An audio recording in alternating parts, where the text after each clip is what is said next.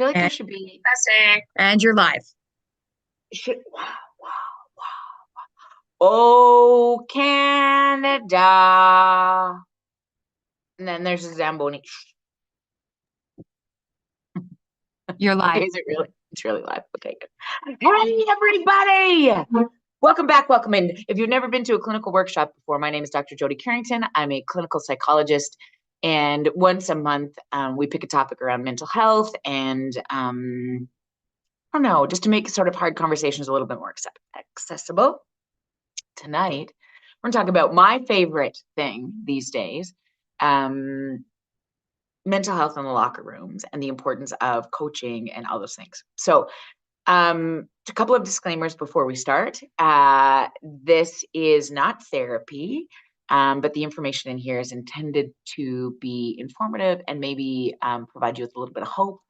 On the platform, you will see that there's a link to some resources that I put together. So even if you want to take notes, good plan. If you don't, I've summarized all the things that I think will be super important about tonight over there. So you can use that. And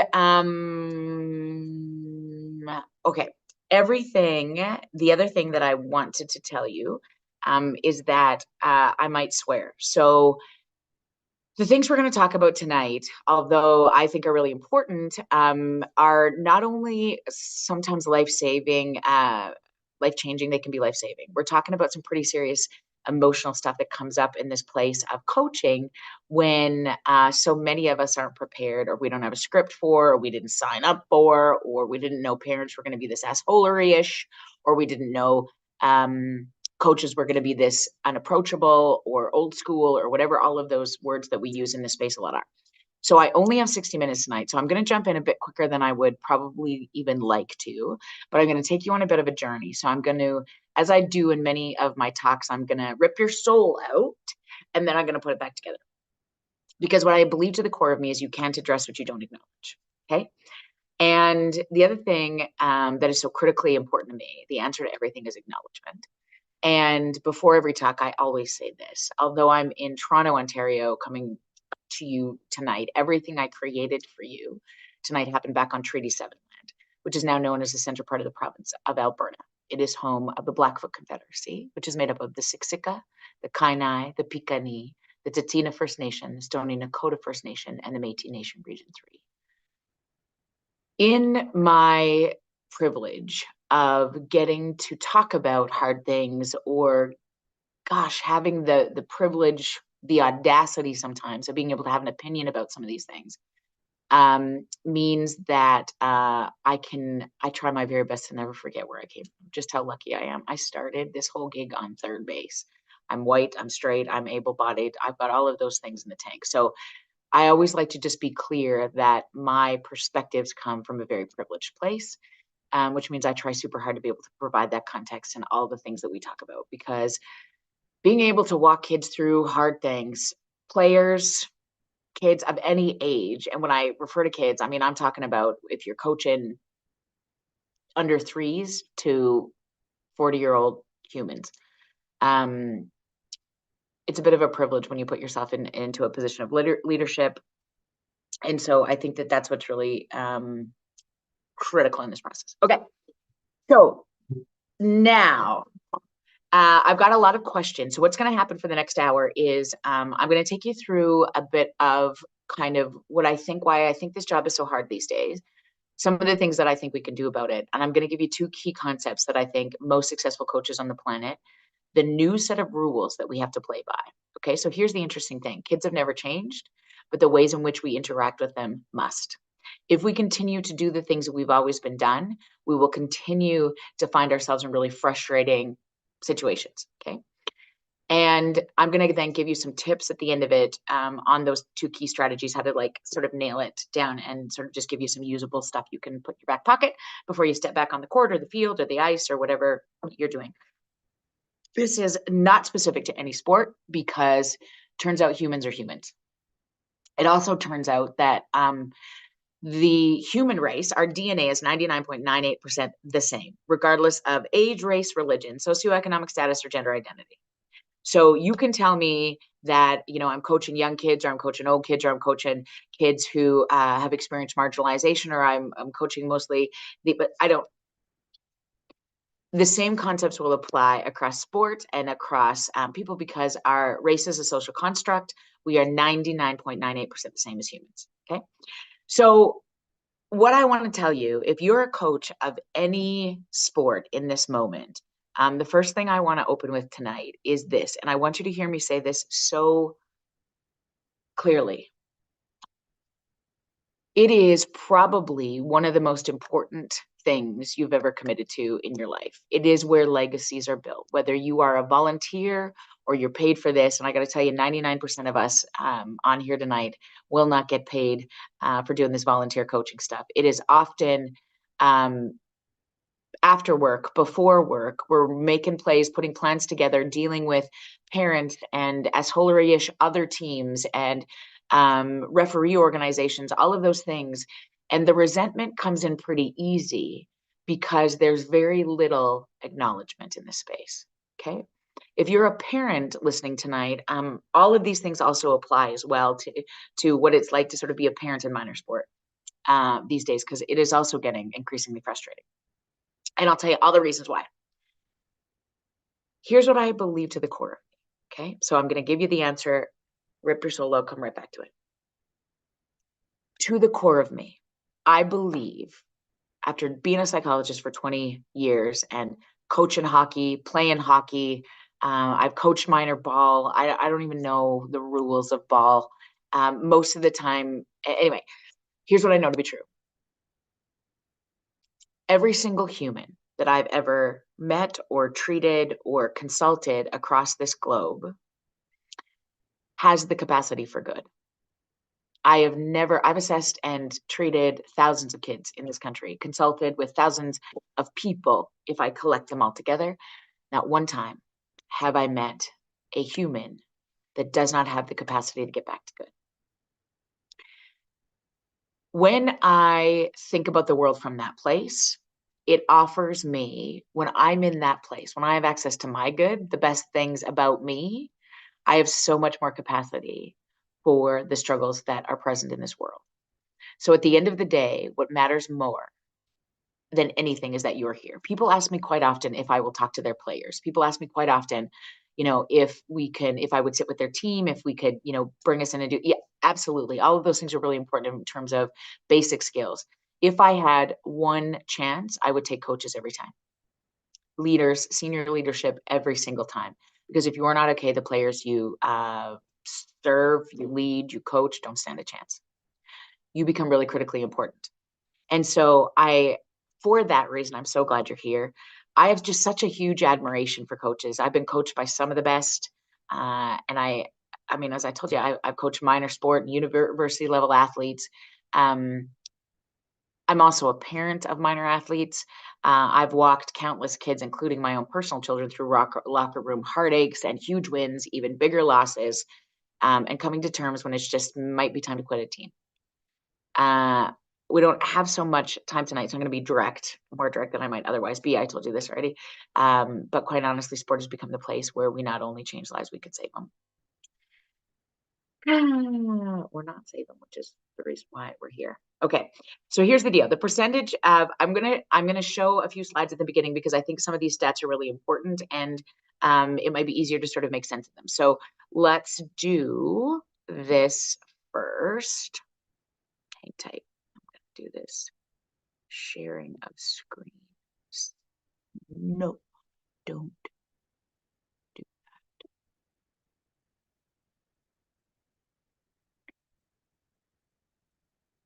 The big button that says share screen, that's the one I was looking for. Okay, so I want to show you this first. Okay, so I'm hoping you can see it. I'm going to do this very big piece of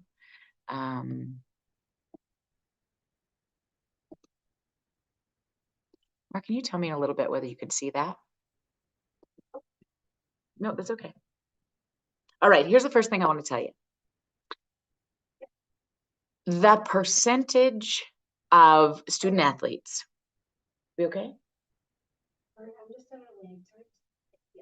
The percentage of student athletes who go pro is approximately 0.23%. So if you are a minor league coach, AAA or below, the likelihood that you will ever coach an athlete who will go on to the bigs is even more, even college level or below, is zero. Okay. And so fundamentally, we have for a very long time wanted to talk a lot about skill development. And the vast majority of organizations, I mean, I've had the opportunity to sit with NHL level coaches. I've had the opportunity to sit with NCAA coaches and spend a lot of time, working in a place where we also, I think, this, as I said to you, the same rules apply. Okay. It's really this idea. I want you to tell me in like 2 seconds whether there's something that comes up on the screen too. Okay. I think that minor hockey specifically, the chances of going from minor hockey to a steady NHL career are roughly 1 in 4,000, which is still really this idea is actually 0.023%. And so if I had the option to take all of your team or take your coaching staff every day, hands down, I'm taking your coaching staff every time. Okay. Even, from a sports psychology perspective, what becomes so critical moving forward these days is really this idea of how do we look after the people at the helm? Because I will tell you, as some of you know, I grew up in Viking, Alberta, Canada, home of the Sutter Brothers. And 7 boys, 6 make the NHL. Okay, so I really have loved sports since the beginning of time. It still is the key to I will watch lawn bowling if there's somebody to cheer for. Okay, I love it. And what does it take to be somebody's favorite coach? Okay. I want you to think about this for a second. Think about your favorite coach. What do you remember the most about them? And I want you to do this, not just like whatever you're doing, but really, who's your favorite coach of all time? Either minor sport, or if you played at a senior level, if you've, whatever that looks like, who is your favorite coach of all time? Sink into that for a second. Who's your least favorite coach of all time? Who is the biggest asshole that has ever been at the head of a bench or on a field or on a whatever? Who's that person? And if you don't have one, it's okay. But think about the one that was like the one you just viscerally, oh. When I ask kids, when I ask a team, who is your favorite coach? Rarely ever does anybody say shit like this. They had the most remarkable one-on-one defensive coaching strategy. Oh, their ability to use a fucking whiteboard was just profoundly impactful. Their practices were so meticulously ran. They were so good with a whistle. No, particularly when I ask, and listen, this is across any age, even a senior level team. I'll tell you this. The 60-year-old fellers are just trying to keep their hearts pumping. Some of the things that kids remember the most is that the coach brought treats. That's it. We played mini sticks before every game. One time, this coach brought popsicles. The bar is low. Okay? That's what I want to tell you right now. If you want to be somebody's favorite coach, when I ask my kids this, one of their favorite coaches, the only reason they stayed in hockey for some time is because one of their coaches gave them a nickname. And it made them feel like they were important. That's it. That's it. Okay? So here's the onus that I want to take off of you in a little bit of, oftentimes skill development. We often put people in positions who have played ball before, who have experience with soccer before, who have almost made the dub and were so jacked because they had an NHL experience, which I've met many of those people. They're amazingly wonderful humans. But I will tell you what is becoming more and more important these days is not skill development, but this thing that's remarkably difficult called joy. Because it is your line to productivity. It is your first line of defense to getting kids to skate their asses off or practice their swings at home or wanting to show up in the dressing room on time and early. okay? The hard part about coaching, particularly those of us in volunteer positions, but this is true for professional level coaches too, is that you only have one script for coaching, and it often has a lot to do with how you were coached. The problem is we are playing by a set of rules that was established for a world that no longer exists. Okay, so let me tell you a little bit about what that world looks like. Okay, because as a psychologist, people ask me this quite often. Are kids these days different than you and I, right? The answer is yes, in so many ways, but no, in the ways that matter most.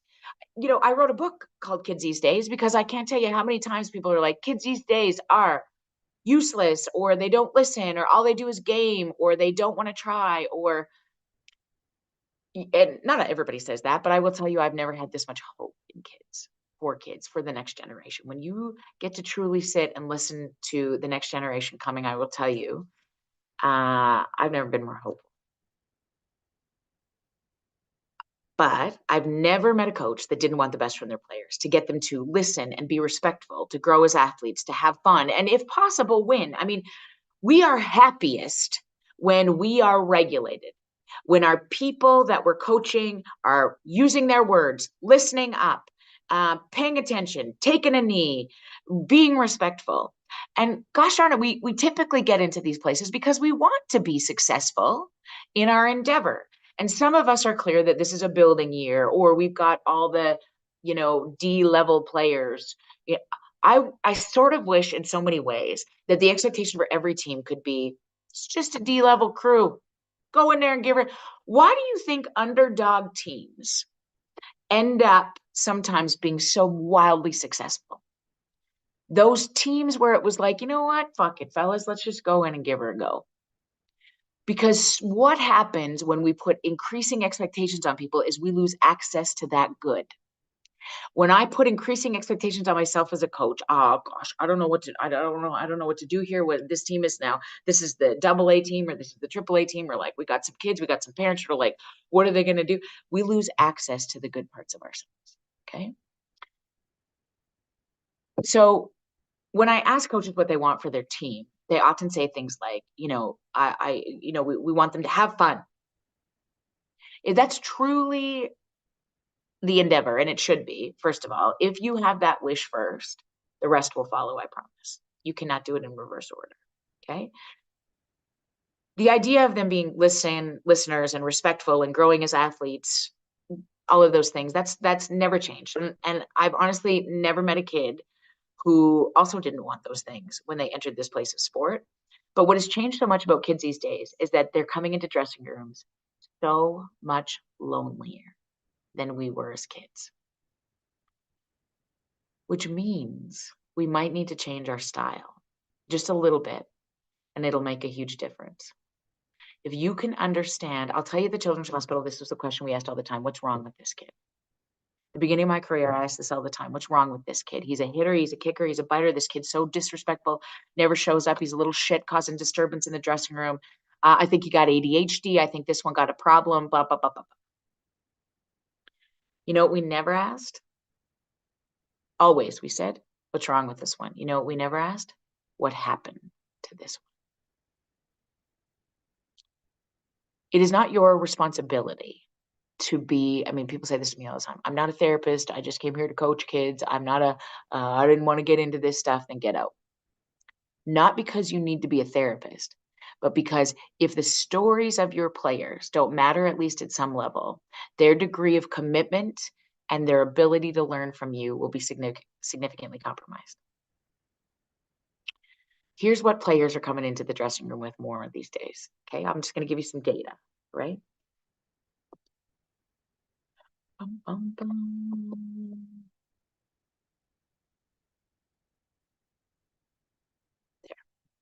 There. What players are bringing into the, oh, zoom out. It's too big. Are we still good? Okay, no problem. So what your players are coming into the dressing room with these days. And so this is just a little bit, you can take a screenshot of this if you want. And I've got all of the data to support this if you want. I didn't put the studies in here. But divorce has increased in this country by 33% since the pandemic. Here's what's important about this, okay? One of the most traumatic things a kid will experience, according to the Adverse Childhood experiences research is the divorce of their parents. Now, it doesn't mean it's not the best for the family system. I'm not, honestly, in so many situations, this is in the end better. If you are, one of the most dysregulating things that happen is when systems outside of a dressing room are blown apart and you're not even, you don't have to attend to it. It's not your job to fix it. You're not that good. All I want you to think about is being aware of what might be happening. Here's the other thing, that I've talked to some junior level coaches about. 1 in 24, like 25% of all kids will lose a parent before the age of 18. That is a big fucking deal. And when you are aware of that, it doesn't mean you have to do anything about it. You are not good enough to alter the death of somebody's family member. Not what we're asking.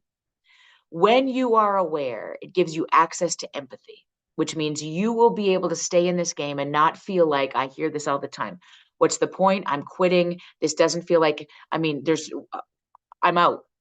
I'm not good enough for this parent. This ref's an asshole. I just got caught up, shut, off the bench here, whatever. Like, what is the point? I'm not doing this. Everybody thinks I'm doing a terrible job.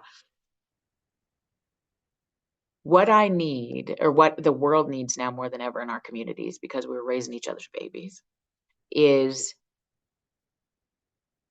the ability to understand, not the ability to understand, that sounds really harsh, this concept of knowing none of us were meant to do this alone, and kids have never been this lonely. That's number 2. 67% of all kids would describe feeling significantly lonely every single day.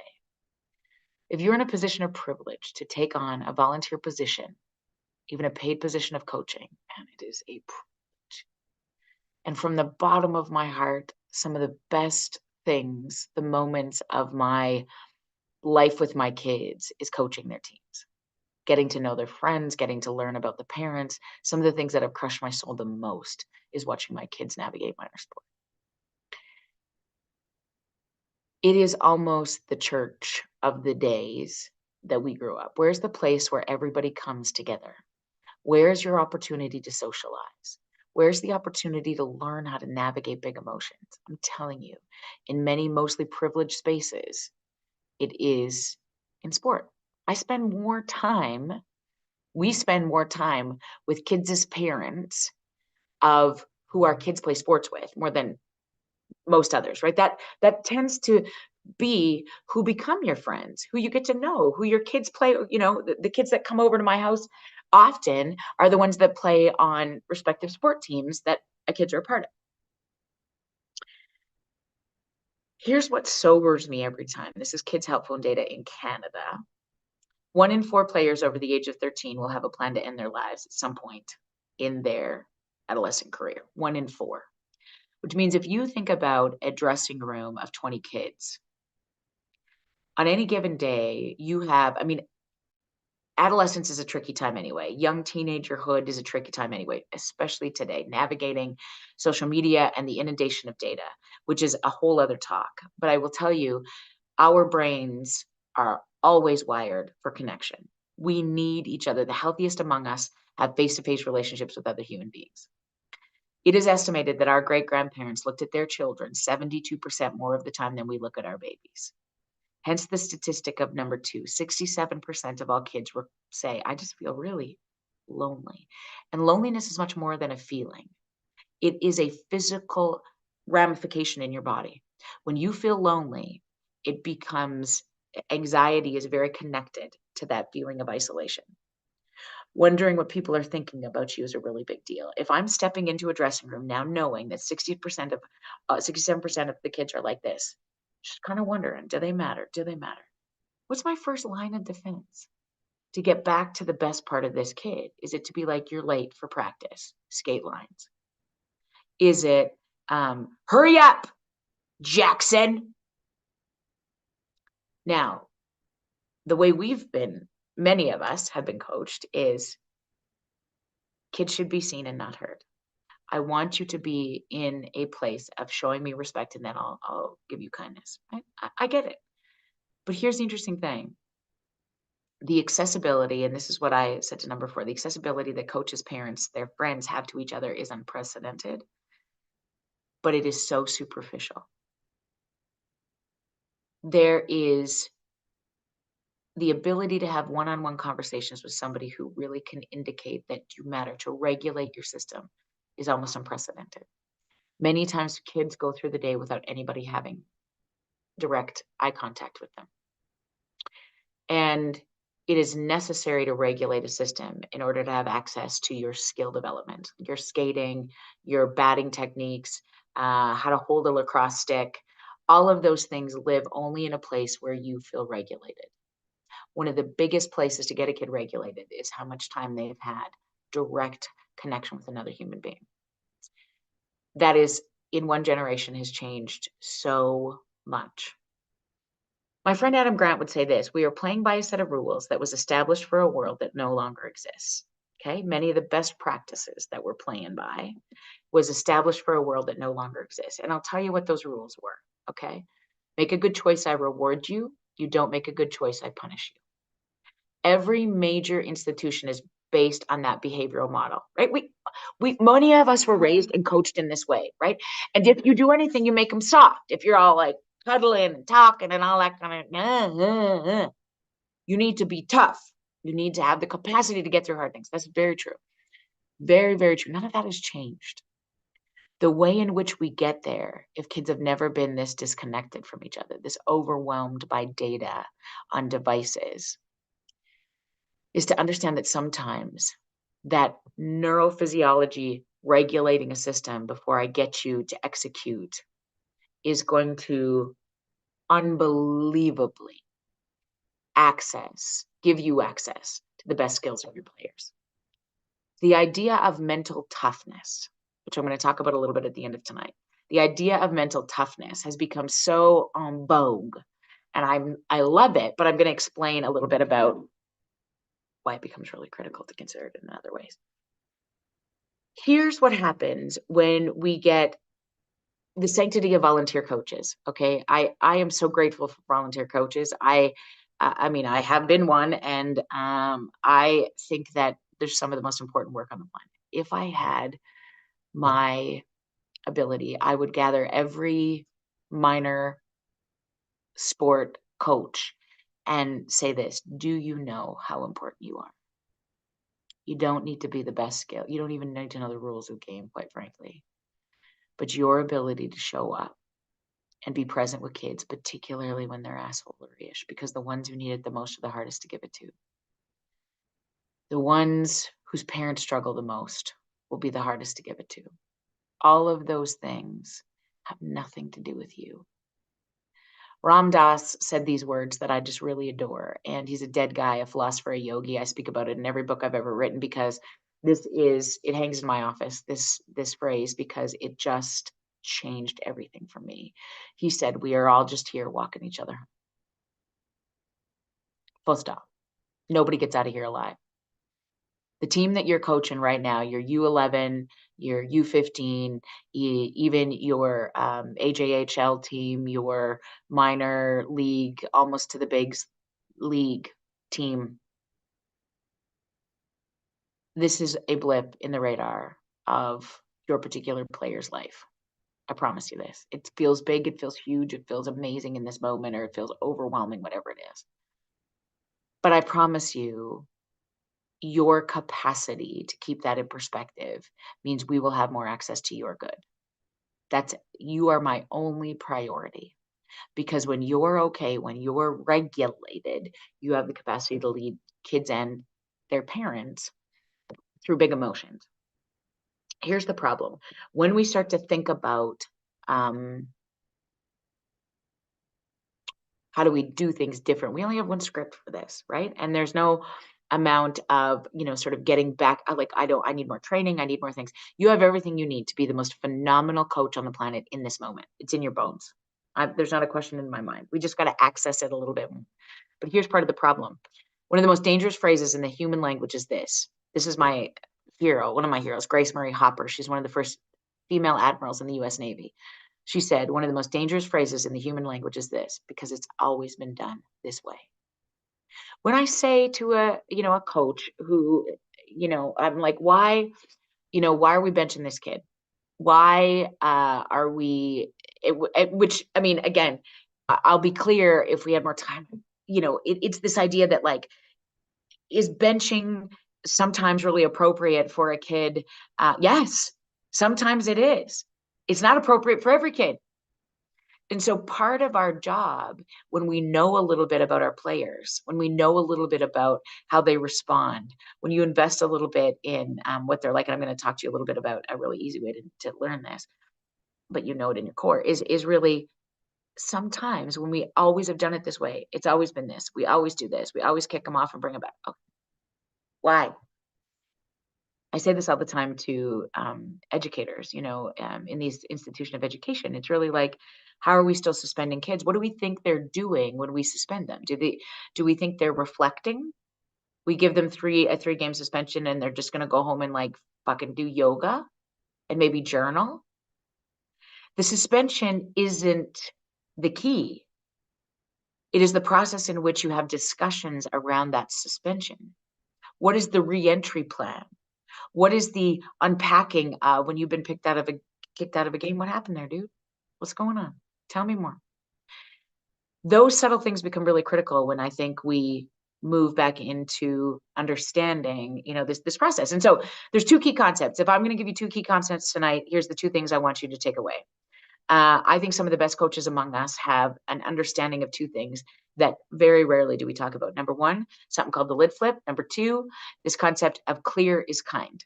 Okay, so if you remember those 2 things, and you at the end of this can articulate some form of this, then I hope this has been helpful for you, because those are the 2 things that I think are really critical. So let me just dive into them both, and then I'm going to give you the tips at the end. So I want to tell you this with a bigger face, okay? Now, 2 key concepts. Lid flipping. This is the other conversation around this is emotional dysregulation. It's the same thing, okay? I wish I understood the fundamental nature of emotional regulation so much earlier in my career.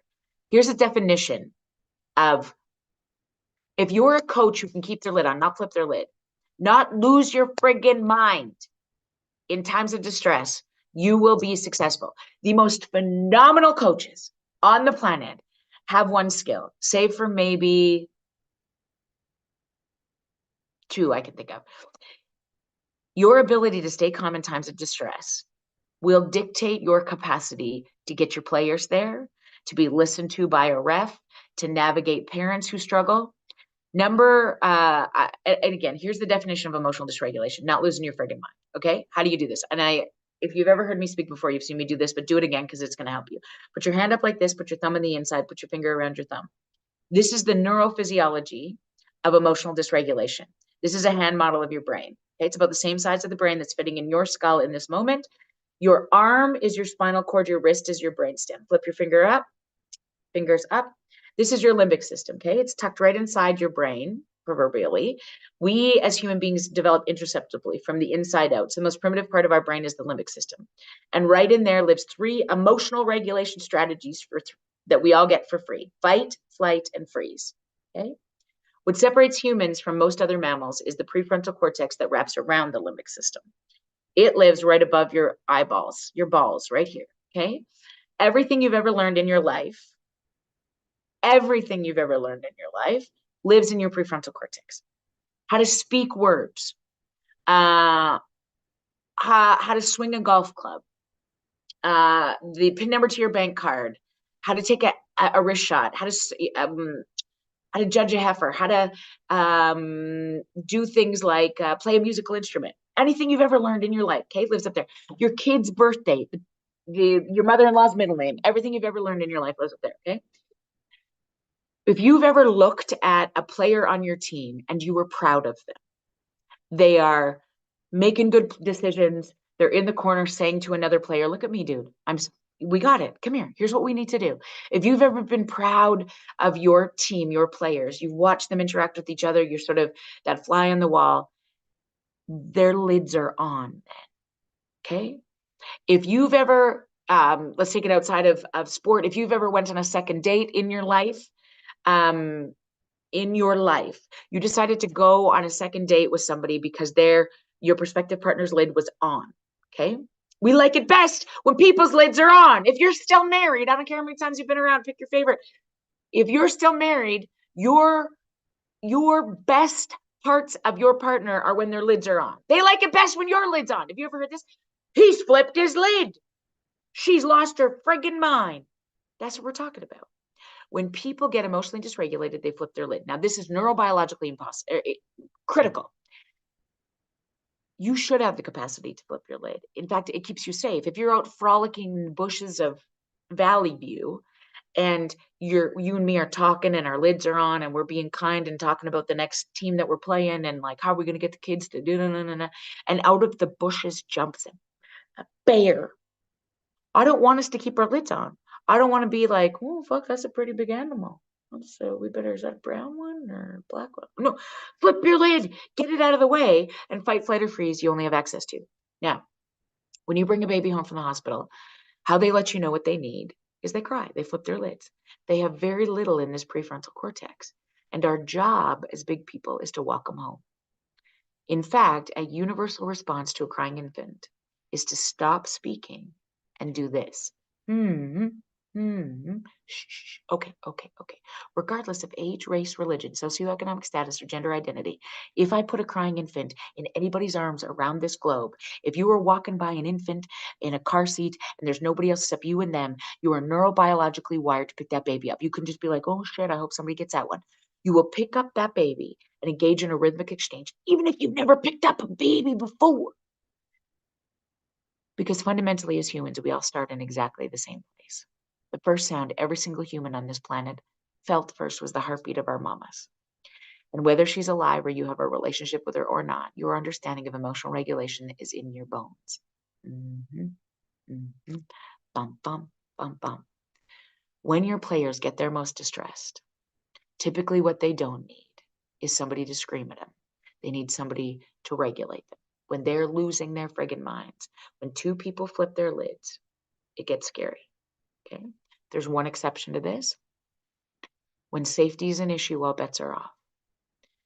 If I have to do my very best to keep people safe, then whenever possible, I'm going to follow their lead. Whenever necessary, I'm going to take charge. Okay? That's sort of like the little rule of thumb. But oftentimes, if we don't have the capacity to keep our lids on, our kids are screwed. The people we're coaching lose access to the best parts of us, okay?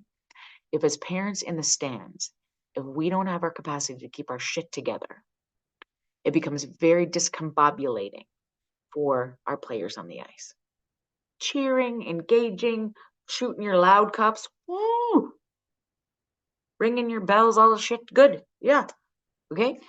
But the idea of flipping our lids and losing our minds is rarely helpful for anybody. I have never seen a parent yell at a ref and get a ref turn to them and be like, oh, fuck, sorry about that one. Yeah, no, I missed that call. Thank you so much for your input.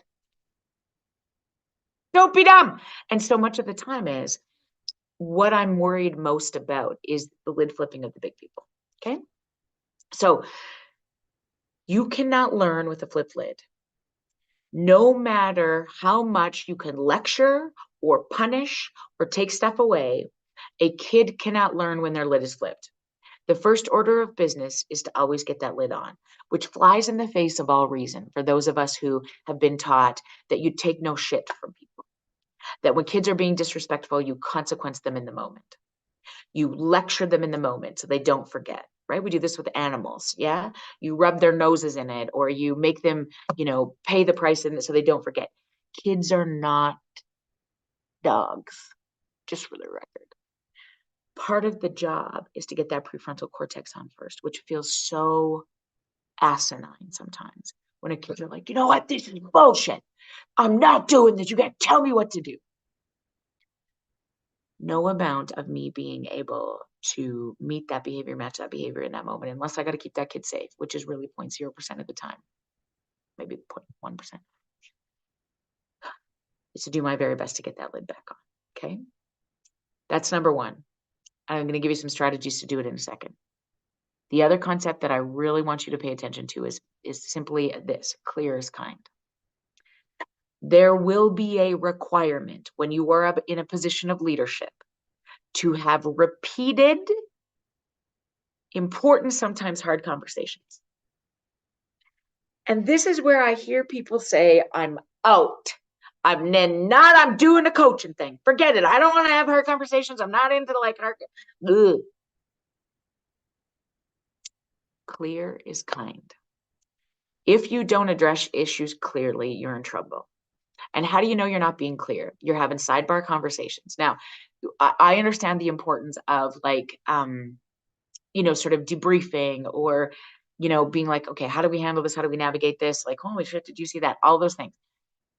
But if you can't directly have conversations at least 25% of the time, 30% of the time, it's going to become difficult to manage the emotions of a team because they'll get away from you. Okay. Misery does not love company. Misery loves miserable company. Okay. And our ability to break that up becomes some of the most powerful interventions of a coach. Saying things like, he knows where to find me if he has something to say. If you know that there is a very upset parent, if you know that a kid feels very slighted by being benched or having not enough playing time or whatever, those kind of things, you have that knowledge. People are hard to hate close up. And having one-on-one conversations. Now, listen, people are like, are you kidding me? I am a volunteer coach. If I had to do this with every parent and every kid, I wouldn't have the time in the world. Got it. Amen. I hear you. You do the best you can with what you got on any given day. That's it. Okay. All I'm telling you is it is going to become very, very time saving, heart saving, sleep stealing saving. When you cut people from the herd and have one-on-one direct conversations, not over text, not over Team Snap, but if possible, give them a call.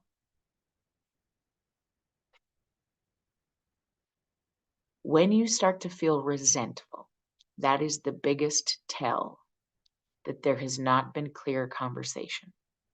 Now, people can say to me, I tried. Okay, you can try. Sometimes all you can do is try. Will there be a time where you're like, this is the deal, enough, stop? Yeah. But oftentimes we get there without this place. If you're starting to feel resentment is my number one key that I haven't been clear.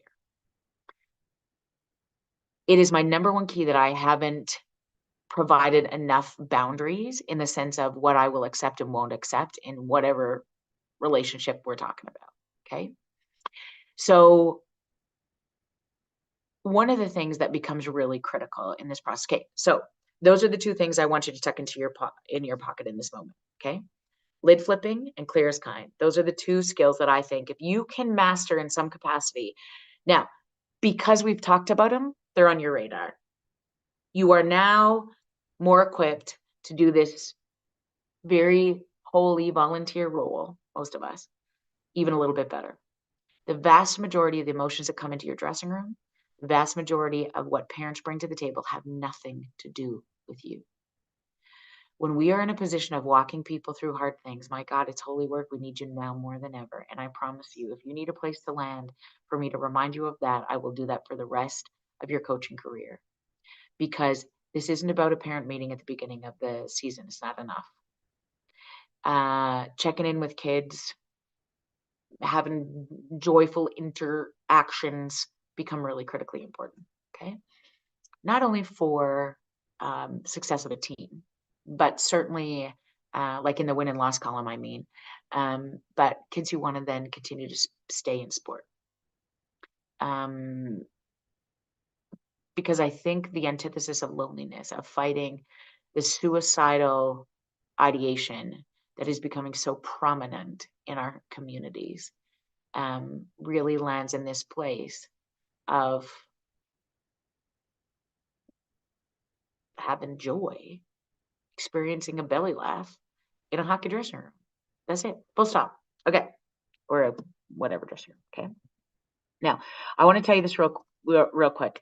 Two kinds of kids I wrote about this in Kids These Days, so there's a whole piece on that if you want that a little bit more.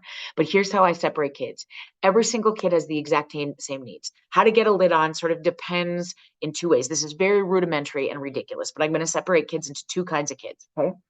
Cailloux and flat Stanleys.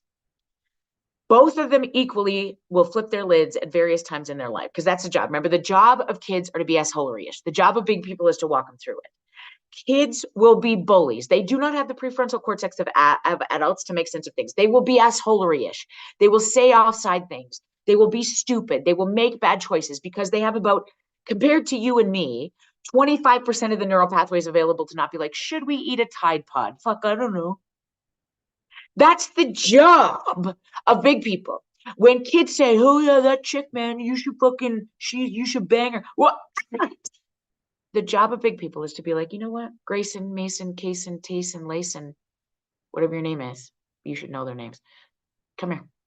Let's talk about this for a second. You were amazing today. Your shot from the point is blowing me away. When you compliment a kid, you pull their lid on. When you genuinely get them in the eye and remind them, this is called collecting, okay? Collecting the prefrontal cortex. Now I'm going to direct. You know what I'm not so proud of, Grayson? Is when I heard you and Mason and Kayson and Layson and Tayson talking in the back of the hockey bus yesterday when you were talking about begging that chick. Oh, Coach, hey, boys will be boys. Sorry about that. Yeah, we're just talking about our Snapchat. Look at me. You're a leader on this team, kid. And that is not how we speak about women. Publicly, sure, we were in a dressing room full of lots of people. But here's the other thing that matters to me, right? What you put on social media will follow you for the rest of your life. Be very cognizant. I want you to be hugely successful. But the other thing that's really important to me, hey, is I have a daughter and you have two sisters. That is not how we speak about women. It will not. I won't stand it on this team. Do you understand me? Yeah. And what's critical to me, kid, is I see so much potential in you. I want you to be great, and we'd be lost without you on this team. Okay, so you might have to have that conversation 677 times. Okay, because I mean, how many times does a kid have to learn how to walk? They get up, they fall down, they get up, they fall down. Learning how to be kind and have empathy and what you should say and shouldn't say in this world. You can't tell a kid how to do it, you got to show them. And when 67% of all kids say I'm lonely, I have such disconnection from these things. You're one-on-one. I've heard Kevin Bieksa had this beautiful conversation the other day about one of his most prominent moments in the NHL, and there was a picture of it. One of his favorite coaches, knee to knee, because he was going to get cut and sent back down to the minors for whatever season in his career, had 30 seconds, took a knee with him, looked him in the eye, and said, do you know how important you are to this team? He's like, well, why the fuck are you sending me down then? Here's what you've done in this dressing room to single-handedly change this team, right? And he went through the thing, okay? The outcome is really not nearly as important as what happens in the moment, okay? So when I separate two kids who equally will lid flip, I'm going to give you two examples of kids. Cailloux, which are like, if you've ever watched the cartoon, if you've had a kid or you know anything, Caillou is like the most annoying fucking kid on the planet, and it's a cartoon, and he's whiny and attention-seeking and even manipulative, and come on, this works, mama, fill my water bottle, can I go first? All those things. Also, Cailloux can be like loud, aggressive, sort of people would say like 88, like all over the place kind of babes, really hard. And what we tend to do sometimes is then ignore them. Okay. Historically, if they're always like, can I go first? I've always got this problem. We tend to ignore them. The answer to getting Cailloux's lids back on is to actually beat him to the punch. Okay.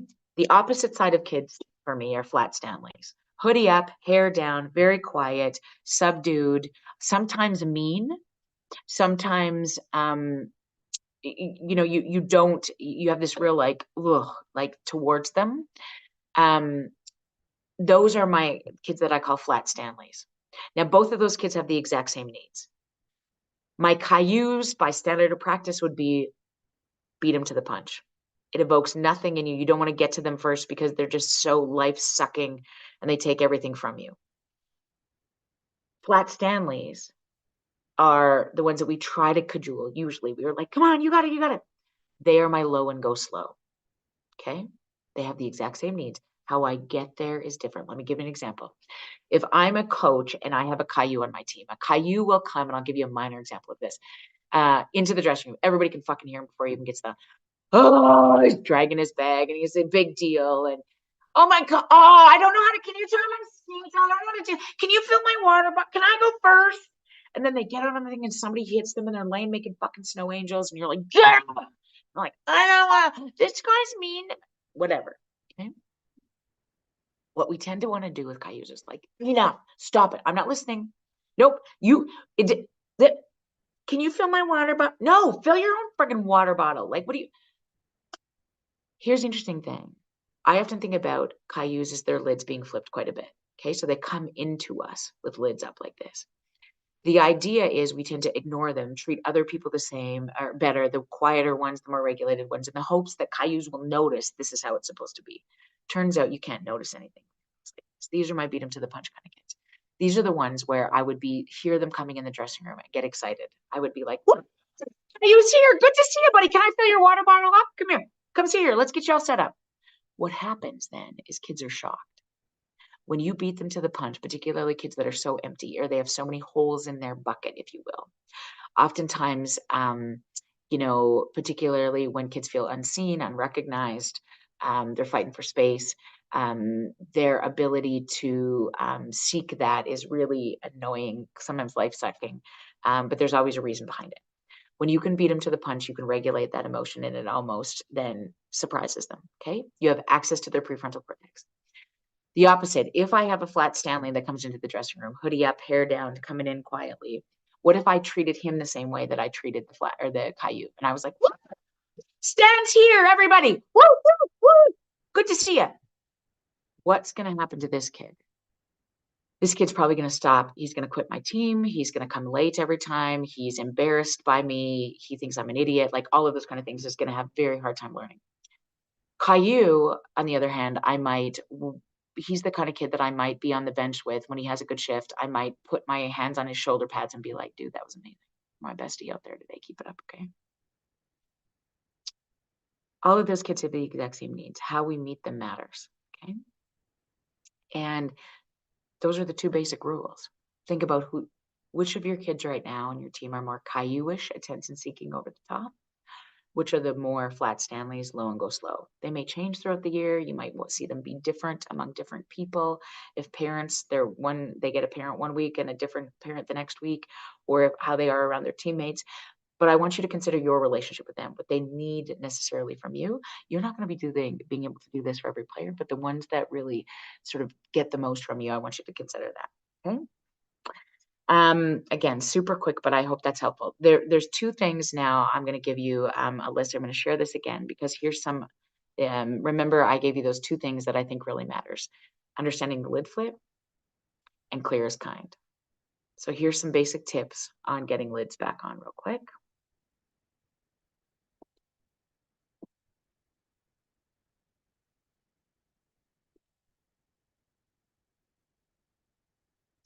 So we went through the two key concepts, the lid flip and clear as kind. Getting lids back on, here's a few quick tips. Number one, put in the work when it's easy.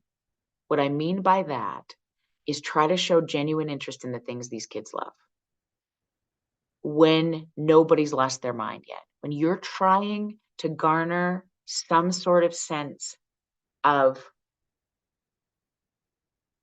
authority, when they've already made a bad choice, been an asshole, yelled at the ref, cracked their stick across the goalie net, whatever the fucking deal is. When they're already flipped their lid, it's very hard to develop. What I want you to do is put in the work when it's easy. Think about these things. How much joy is there on the team?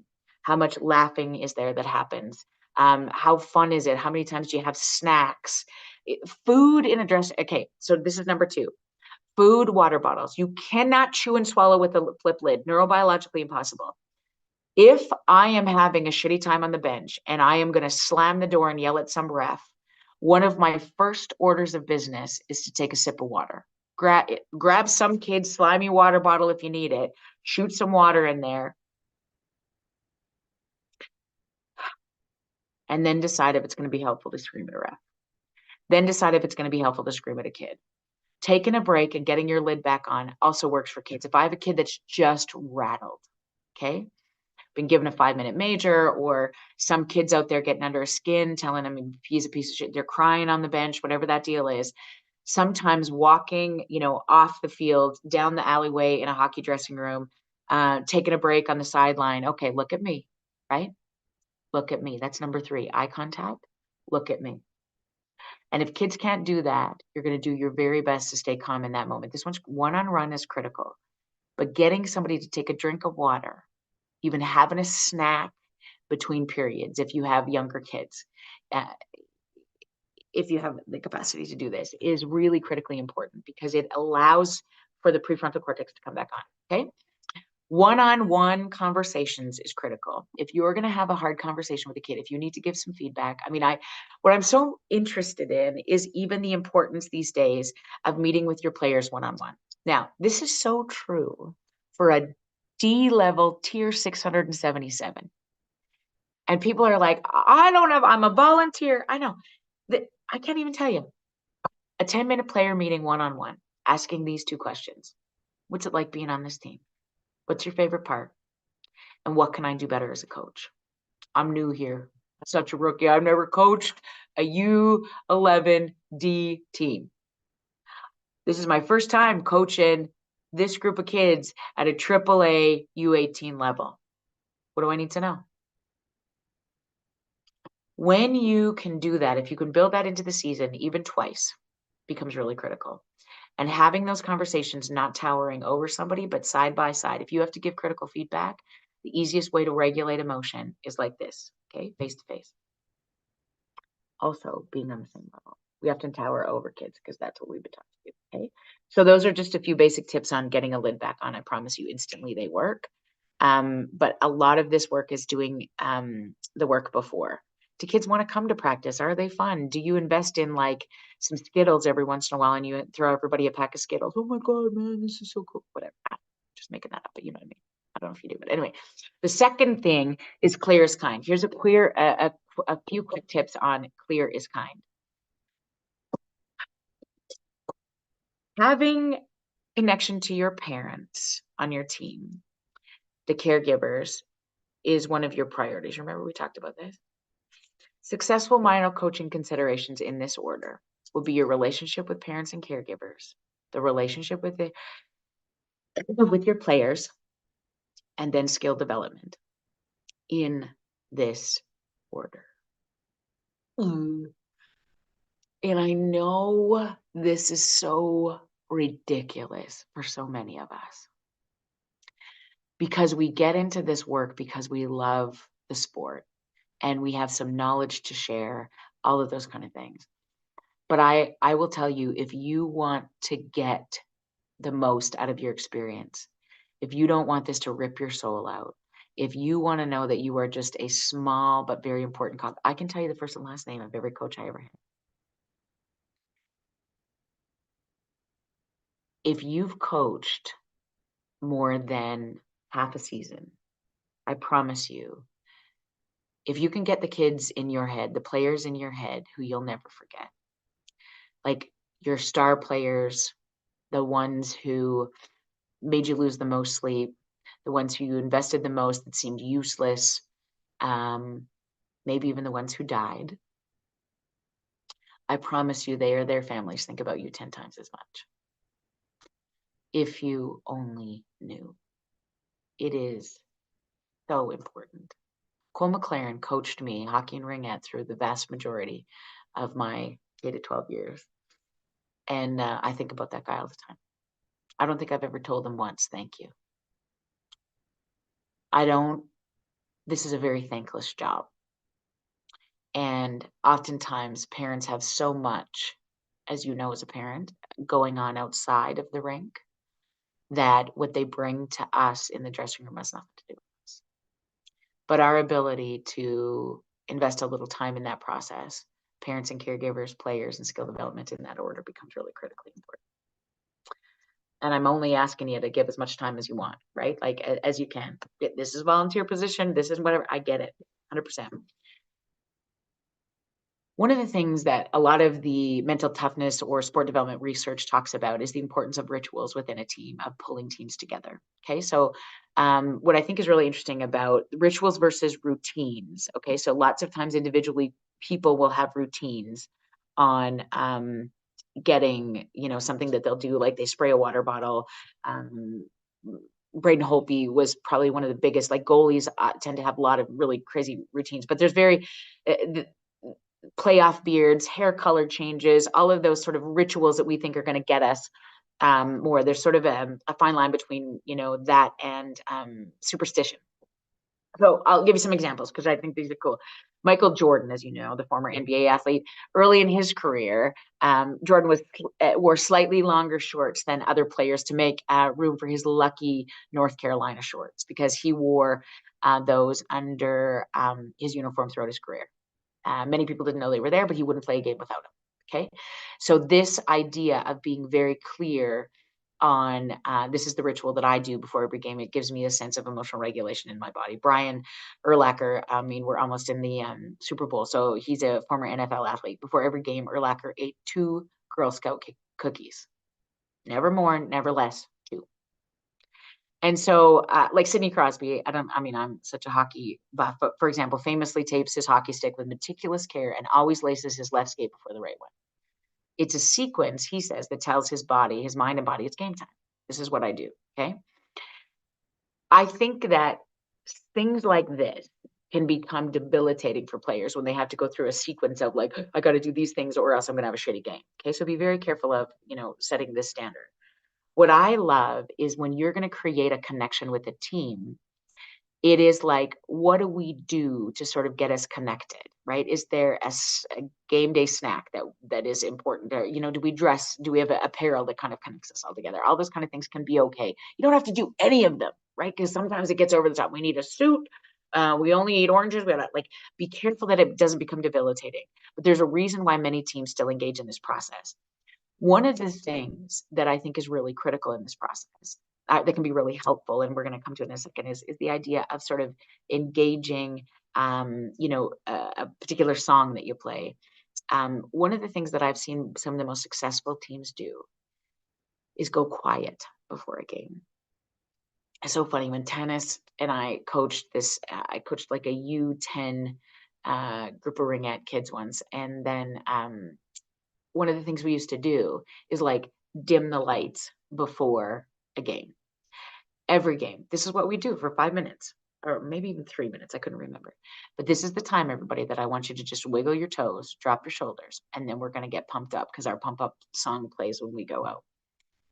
What is so critically important in this place of meditation, of stillness, is that so many of our kids are so overwhelmed with inundation. They're checking their phones right before the team. They're having some rules around phones in a dressing room is something really cool to try. And it becomes, I think, you have to have a relationship before you start setting this shit up. I'm telling you. But it's something really cool to try. And I would sort of say to a team, let's give this a shot. I want to see if we have most access to all the skills that we've been practicing. If we shut out the noise 10 minutes before game time. Are we cool with that? I'm going to just get you all to throw this stuff over here. We're going to just try to be completely and utterly focused on, kicking this U15 B team's butt today. But I'm going to need the best parts of you. I've seen you guys lay it all on the ice in practice. I want to see if we can get access to that before we step on the ice. Can you do that for me? The other thing that I hear a lot of people talk about, of course, is this idea of bullying. It is so present and so understandable in so many ways, because here's the thing about this. Kids are assholes. That's their job. The job of big people is to walk them home. If you are not having a presence in the dressing room, there will be a problem. Maybe the most important thing to implement is understanding about having a presence in the dressing room. Okay. Now, people say to me, those kids have to learn how to interact with each other. Absolutely. They do. They have to learn how to have conversations. Our ability to have some sort of presence, and you're like, I coach a girls team and I'm a man, I can't be in there. Okay, then assign the mom or the female that is going to be. If you're not comfortable with emotion, who on your team, your manager, your person is in order to navigate some of those things. One of the most successful things on any team is to be able to walk kids through the hard things, right? If there's a suspension that happens, who connects to that one? Who's having conversations with the parent? When somebody loses their mind, how do we close that circle and get that lid back on? I see minor coaches doing this so beautifully in the minor hockey that I get to be a part of. I see such phenomenal humans. And if you see that in one of your coaches, and you're a parent, because many of us don't just coach for the fun of it. The vast majority of us are also coaching our kids. Connecting to coaches and saying thank you is probably one of the most important investments you will ever do. Getting your players to have the capacity to say at the end of every practice and at the end of every game, thank you. Coach, thanks for showing up today. I'm so glad you were here today. Even if you don't like the coach, the idea is, how do we engage in this process of acknowledgement? Because that's where our prefrontal cortex come back on, okay? Here's what I want you to know when we think about presence in the locker room and during transport. Some of my favorite things is driving kids to and from sport, because you get so much intel. They think you're deaf, huh? They won't talk about it when you guys are around the kitchen table, but you get them in a car with Mason, Grayson, Tayson, Layson, and Ethan, and they're all like, did you know? Like, it's amazing. But here's what I want you to be clear about. This is the thing that I've learned most in leadership. What you permit, you promote. And if it's okay to talk shit, make racist jokes, talk about people's gender identity, regardless of your opinion. I don't give a fuck what your opinion is about this. But if you're in a position of leadership, what you permit, you promote. And you have no idea what's going on in the stories of every kid in that dressing room, because you have a opinion on gender identity. Now more than ever, our capacity to know that kids are watching and listening means we have a obligation to walk them through hard things. That is part of the responsibility. And we going to fuck it up? Oh my God, I fuck it up all the time. When you can develop a relationship, a sense of relationships around your coaching staff, the ability to have conversations when shit goes south, ability to apologize to players, to pull parents in, to talk about hard things, is probably one of the most critical skills you will have as a successful coach, I promise you. One of the biggest interventions, I will tell you this, and this is just at an NHL level, one of the most successful coaches in the NHL, I learned this from him. He would always, on purpose, when a new player got traded, welcome that family by sending something to the spouse, the wife, the girlfriend, the partner, whatever that is, just to acknowledge that they were now part of the team. Even at the NHL level, very few coaches do that. If I were to take that just to a minor level, it is very critical and can be so life-changing to know a little bit more about what's happening outside of the dressing room. Not that you have to fix it, not that you have to own it, not that you do anything about that. But we're often like, oh, not my responsibility. I don't know. I get it's not yours to fix. But context, this story gives you access to empathy. If a kid is having a shitty day, if he's being a dick to other kids, it doesn't mean you condone, support, or believe it. None of those things are true. All I care about is your ability to stay regulated and know how important this role is. And I promise you this, people are hard to hate close up. I promise you that. The last thing I really want to leave you with is in this, because we're running out of time. Here's the thing I say all the time in the world of sport. The vast majority of sport still involves males. Those are identified as males. Female sport, of course, has the biggest piece of my heart. And I think it is some of the most important conversations you will ever have and demonstrate in dressing rooms about how we treat each other and what happens when we apologize and include each other and what we tolerate, what we permit, we promote in the dressing room. Emotions will not kill you, but not talking about them might. And here's the thing that I think in our lifetime, I just want us to be aware of, because I know we're not going to change it dramatically. This concept of boys don't cry is directly related to the fact that the highest rate of suicide in this country is a middle-aged man.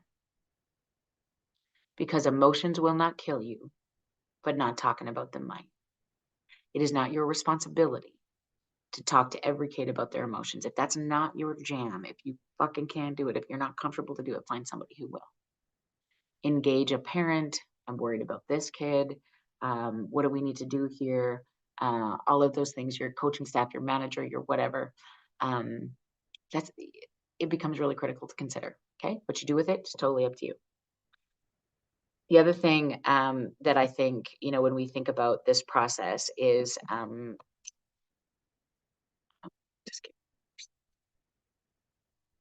here's the last set of rules I'm going to leave you with, okay? Now, when I said to you at the beginning of today, we're playing by a set of rules that was developed for a world that no longer exists.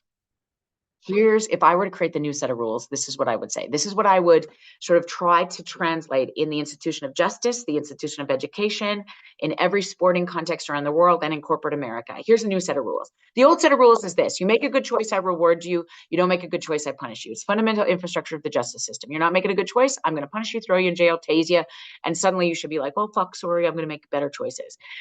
In the education system, the highest form of discipline is suspension. I'm going to send you away in the hope that you're going to pull your shit together. And in the corporate world, if you make good choices and work your ass off, you get higher things. If you don't, we're not going to ask any questions about it. We're just going to fire you. Okay. So the opposite of this is true. In this world where we've never been more lonely, disconnected, we're facing a mental health crisis in this moment. The idea and sanctity that is sport is much more about relationship than it is about skill development. And if I were to give you a set of rules to play by that will make your legacy as a coach something that is profound for you, here's the new set of rules. Be kind and don't tolerate bullshit in that way. This doesn't mean everything goes. This doesn't mean you just love on everybody and make them soft. The quickest way to mental toughness is mental softness. Be kind and don't tolerate bullshit in that order. The ones who need it the most are the hardest to give it to. Do you want me to say that again? The ones who need it the most are the hardest to give it to. The ones who need it will not deserve it. We were raised in the exact opposite. You show me respect and then I'll be kind. You earn my respect. When you listen to me, then I'll give you the respect you deserve. It doesn't mean you tolerate bullshit. I don't think every kid should get a medal. I think that's the fucking dumbest thing, because we're now going to the other side of things, right? Let's just keep everybody happy. We don't want anybody to be upset. If your team plays in a Vancouver, maybe a Delia hockey tournament, and there's 8 teams and they lose all 7 games, they shouldn't get a medal. Somebody should say to them, you suck. No, you shouldn't. Actually, I'm a child psychologist at one point in my career, and that is not what you should say to children. Here's what happens. I'm sad we lost. We need a script for futility. We need a script for rejection. We need a script for when people don't say kind things to us. What we need is, most importantly, the script on how we handle it. I know those teams were really good. What we learned is that we got lots to practice. Right? Yeah, their goalie was stellar, right? Ours is awesome too. You guys did really great in this place. Here's all the places we need to get better. Yeah, they were tier 2. We're tier 5. What did we learn from these guys? What did we learn from these people, these humans? Tell me more about that. And I think tears in a dressing room is okay. Being sad, being disconnected. You will never obliterate kids being unkind to each other. It's what you do with it that matters. How you bring them back, how you have conversations, how you address, how you ask parents and have those hard conversations about, here's what I've heard. What can I do to help? Right? It's not if we're going to do it, it's how. That becomes so critically important. Okay. So be kind and don't tolerate bullshit in that order. Whenever possible, follow the lead. Whenever necessary, take charge. People need to know where the edges are. Their job is to fuck it up. Their job is to push limits. Our job, again, is to walk it back again and again and again. Okay, makes sense? It's exhausting, I'll tell you, which is why we need to be able to regulate and connect. I also wanted to tell you this, the podcast, Everyone Comes From Somewhere, is a podcast that I put out. I've got some really great conversations up there now about, with coaches. There's some good ones coming up too, that just another resource that you can lean into if you want. Okay, so we went over time now. I only have 15 minutes for questions, but I hope some of that was helpful, because I think, I'm going to end on this concept of mental toughness. Mental toughness, as we've been using it in this coaching space, is defined as your ability to perform consistently under pressure, under stress and pressure. How can you stay tough? And closely related to qualities like character, resilience, grit, all those things. That's really what we're talking about. Perseverance. I think, and the data, there's a beautiful Stanford study that supports it. Okay? The core of mental toughness is actually self-compassion. People who are mentally tough stay mentally tough because they don't slip easily into shame or self-criticism or self-loathing. When you hear kids getting fucking mad on the bench, losing their minds and be like, this rep is a piece of shit. If it wasn't for that rep, and you know what? I fucking suck. I hate myself. I do all those things. A recent Stanford study, which I really love, made this abundantly clear. When you feel like you're not performing at your best, self-criticism makes you more emotional, your lid flips, and thus you're unable to learn from your mistakes. Self-compassion, however, makes you more resilient, and it must be modeled. The idea of what were you doing out there? You cannot do those things, right? Maybe there's a space for that. What's much more critical is, here's what's amazing out there. I love this about your great play. Think about this a bit differently. What do you think we can do differently? This was awesome. Look at me. Here's what I need. We need to get back. Okay? Be kind whenever possible. Don't tolerate bullshit, in that order. Okay? The idea of making you tougher by saying you don't cry, suck it up, no longer works as effectively as it did in previous generations. Not because it wasn't a successful intervention, man, but the world has changed. Kids don't have anybody looking at them 72% more of the time, less of the time, whatever the data makes sense of. And as a result, our ability to be successful in the dressing room really comes back to relationship and connection, having some kind of fun. That's it, bottom line. Okay. The data around mental toughness, I mean, I could dive into that all day long because I really love it. The key to mental toughness, that desired productivity and respect, often comes through mental softness, connection. All right, so I'm going to end here. To all coaches, please hear me when I say this. Thank you. If you only knew the difference you have made to so many, you'd never want to quit. I promise you, even on the hardest days. We need you now more than ever. Okay. I put some resources in there, some books to check out. I just did a podcast with a woman named Kirsten Jones. She's written a book called Raising Empowered Athletes. I think it's phenomenal. Some of the basics are Chop Wood, Carry Water, Joshua Metcalf. That book changed my life. 11 Rings by Phil Jackson. John Wooden, who's one of the best college coaches of all time, university coaches of all time. His book's called Wooden. And I just friggin' love it. So I put a podcast episode in there with Dr. Rob Bell, who I had on not very long ago.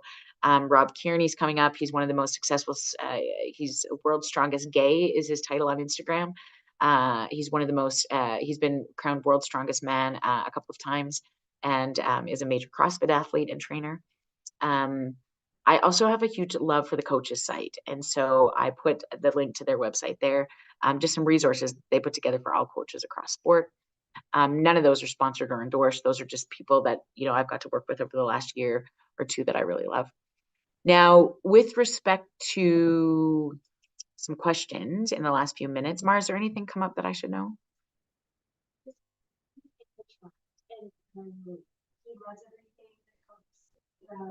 Lots of the deepest conversations were one-on-one, but now there's a new rule of two, and kids are just not as open with someone when there's someone else listening. So how do you work within the rule of two? Okay, so the question is, how do you work within the rule of two? You do the best you can with what you got on any given day. The rule of two is there to protect sometimes, so that there is not, we never get into situations where, the kids can say things, or you can say things, or there can be false allegations or true allegations really about, disconnecting to people in inappropriate or unprofessional ways. Okay, so it's there intended to protect. I get it's much more difficult when somebody else is there. I think it's really about the relationship that you develop that matters more than having those hard conversations. And so I wouldn't stop having them, even if it makes it uncomfortable. Sometimes it is those things when kids come in the dressing room, the connections, the jokes, the joy, the commenting on, oh my gosh, I love that team. Did you see what the Oilers did last night? Or who's our favorite in here? Who's going to win the Super Bowl? What's the plan? Whatever that is. But also being, I think, very conscious that, every kid has the exact same needs. How we meet it sometimes matters. I love this question. Some players on my team said some pretty repulsive things. So these were all sent in the last week. Okay. So some players on my team said some pretty repulsive things to each other in the hotel while away at a recent tournament. I put together a discussion with the team on what it means to be a good teammate and asked those involved to apologize privately. Beautiful. How do I refocus the team? Here's the thing. You can ask kids to apologize. If nobody's never apologized to them, they can't apologize. So sometimes it is mediating some of those conversations that will be one of the most important things you will ever do. And when we take it really diplomatically, right? Like, I understand this happened. We are so worried sometimes about getting involved, but I will tell you, people are hard to hate close up. And it is very difficult. We tend to approach people in a herd because we don't want to single out anybody.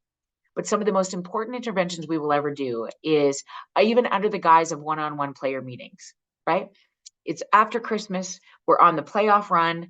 What I'm going to do at the end of practice or during practice is I'm going to, this guy's going to run the practice and I'm going to just be sitting on the bench. I'm going to call you for a 5-minute little chat one-on-one. Does that sound cool? And I want to make sure that we're ready to head into the playoffs. And during those times, I'm going to be very clear about some of the things I've heard as a coach over the time of the world with this team. And I'm going to be like, I know this kid has been saying some pretty shitty things in the dressing room. I heard this kid feels like he doesn't belong, or I feel like whatever. Sometimes those one-on-ones always have to start with the collect before you direct. Here's what I've noticed about you. Here's what I think is amazing about you. Here's what I love about you. Here's how you contribute so much to the team. And then here's the thing I'm worried about. Are you feeling like, what does it feel like to be in the dressing room? Is there anything I need to know? And sometimes kids are too scared to tell you that. Sometimes, like, all of those things are fine. But when you have some of that intel, you can say, you know what? Sometimes we say some things in the dressing room that we regret. And I know sometimes, like in any hockey dressing room, it gets pretty mean. I want you to be careful with your words too. All right? Because you're pretty important to this team, and what you say can sometimes hurt other people's feelings. Can you do that for me? Sometimes that conversation with a lid on will stick. It's not if we're going to have it, it's when. Okay. Number four. I'm a lacrosse coach and who has been coaching a doesn't matter, team for a couple of years.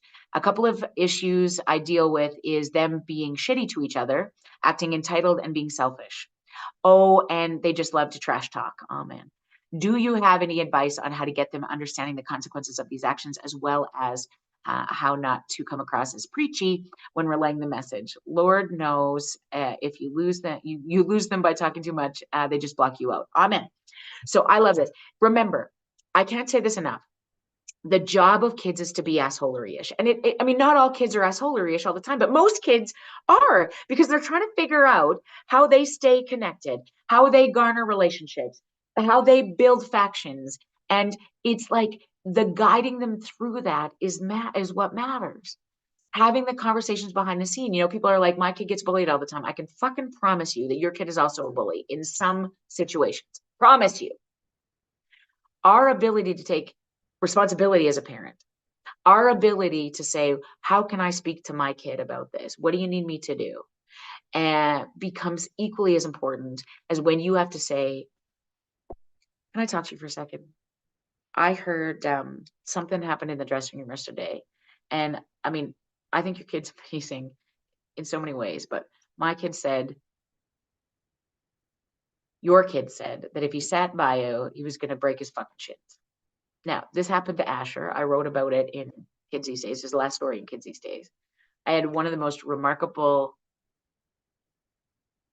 conversations with a woman I respect in our community. We had never had much of a relationship before. This was our opening conversation. Hey, she is still one of the most remarkable humans I've ever met in my life because of the way that she responded. You have no ownership over how somebody's going to respond to you, but your ability to navigate, helping our kids navigate, not helicoptering and saving and doing all those things. Well, I'm going to, how do we get our kids back together, taking responsibility for their actions? Because they don't have a prefrontal cortex.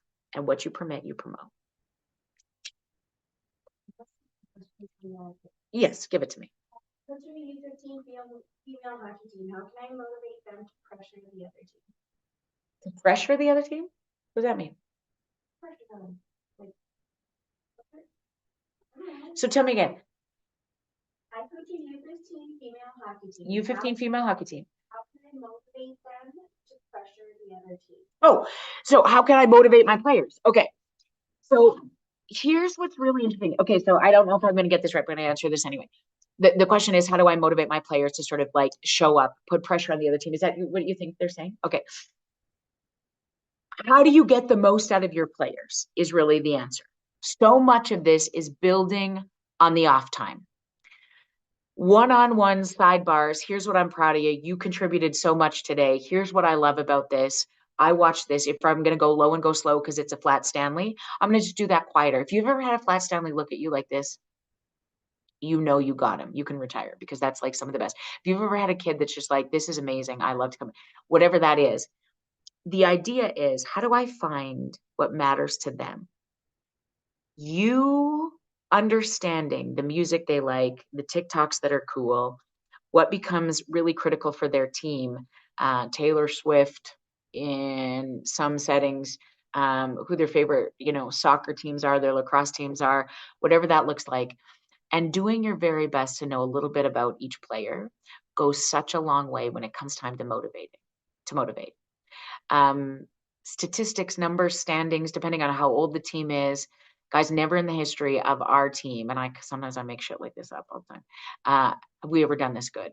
We go out there and we take this win today, whatever that looks like. Sometimes kids are really motivated by interesting things, like everybody gets a snack at the end of it. Sometimes we're like, okay, it's a candy party at the end of today, if you could lay it all on the ice, right? It becomes so interesting on building that solidarity. And if you can find the thing that makes each team tick, and usually, there's some very fundamental rules. All kids are motivated by candy. Even like senior guys are motivated by like a really good, like a free round of beer. Like we all really enjoy those places. And I'm like, we don't have any financial resources as volunteer coaches, technically speaking, but it is remarkable what happens when you give some kids some handwritten notes on how great they are. Asher still has this note that was given to him by a coach at the end of the season one year. And don't underestimate your power, okay? Especially when it's sincere and it's individually motivated. It can be life-changing. How to deal with a male coach and female players who feel he is too strict and yells at them. Love this question. This is also a conversation that I may have as a group. And I might have somebody help me say, if I don't have the skills, listen, girls, I have spent my whole life in a hockey system where yelling was the name of the game. And my voice is so loud sometimes. And I get so passionate about refs. And I just want to tell you right now that if that seems like too much sometimes, I'm sorry. I never intend to scare anybody on the bench or hurt anybody's feelings. And I want you to know that if that happens, tell your parents, tell me, I'm going to do my very best to be able to watch that, because I know sometimes that happens. I heard the feedback. Thanks for telling me that, right? I think sometimes those open conversations matter, and you can't address what you don't acknowledge. And so I think sometimes what we say when we feel offended by those things is like, well, what do you mean? I'm just trying to, I love these kids. I spend all the time today. I can promise you that oftentimes when people get hurt and offended, there is so much more going on there. And our ability to address it one-on-one, even take it on as a team, is some of the most profoundly impactful things you can do. Okay. And that's very true about, like, you know, having access to emotionally regulated people on a coaching staff is so critical. It doesn't have to be you. If you're not good at that shit, then know it. So then build in the female manager. Have one of the moms on the bench who is like the nurse, or the dad that really, I mean, I've met some remarkable coaches, even in our, you know, minor ball association, our minor hockey association, that is so good. We tend to be so much better with other people's children, PS. So when you are coaching your own kid, sometimes it's so super helpful to be able to say to the other coaches, I'm going to need you to take him. I'm going to need you to take my kid here. I'm going to need you to take my kid here. I would do that all the time. Because when they get hurt, of course, sometimes we want to be there. But when we're given feedback, it's usually resonating so much better when it's coming from somebody else. Same thing happens when we're really going to sort of have those conversations about some things. Okay. I know it's 8 o'clock or whatever the time's up, but I have one more question. Biggest tips for coaching teenage girls who are hard on each other, but more importantly, themselves. They all seem to lack so much self-confidence. How do I help build it? On purpose. It's not just going to happen by chance, by just like giving them the old pump up. Again, I can't tell you the importance these days in this vast array of loneliness, the importance of being able to just do those. Here's what I noticed about you. Here's what is amazing about you. And the ones who need it the most are the hardest to give it to. What becomes really critical too is our ability to watch how we speak about ourselves. And that's kind of tricky sometimes, but I promise you they're always watching. And what you permit, you promote. And I would do a lot of this one-on-one stuff. I would do, you know, there's this whole platform that I'm really thinking about for the next book, where we were talking about this pillar of self meet self. It is so brave to be kind to yourself, because we are so brutal. I mean, the hardest thing we'll ever do is make eye contact with each other. I mean, we're neurobiologically wired for connection. The hardest thing we will ever do is look into the eyes of the people we love. If you don't trust that, put on a 4-minute timer and go look at somebody you love right now. Sit down with your spouse, your wife, your husband, your partner, whatever, and just look at them for 4 minutes. It's nearly impossible because we're like, this is ridiculous. It's too long. Try to do that with yourself. Look in the mirror, and especially as a coach, you just say, I mean, you're changing lives doing this work. Try to say that in the mirror where nobody's looking. Lock yourself in the bathroom if you need to. We never do that for ourselves. And I'm telling you, I promise you, it's holy work what you're doing in these communities. I promise you, please don't quit. Don't stop. Be open to feedback. It's not because 98% of the time your heart's not in the right place. Because our intention is often very different than the perception. And if the perception really matters to attend to, that's how we get people back home, I promise you. Okay. So listen, from the bottom of my heart, thank you for joining me once again. Everything that you need in terms of resources is here. I've attached a few things that, you know, might help you to follow up on. Send us an email if there's any way we can help with your team, with your organization.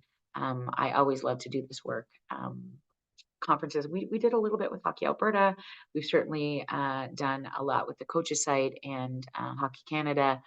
But every major sport, I think, could benefit, any sport can benefit from having conversations with their coaching staff about just how valuable and important they are.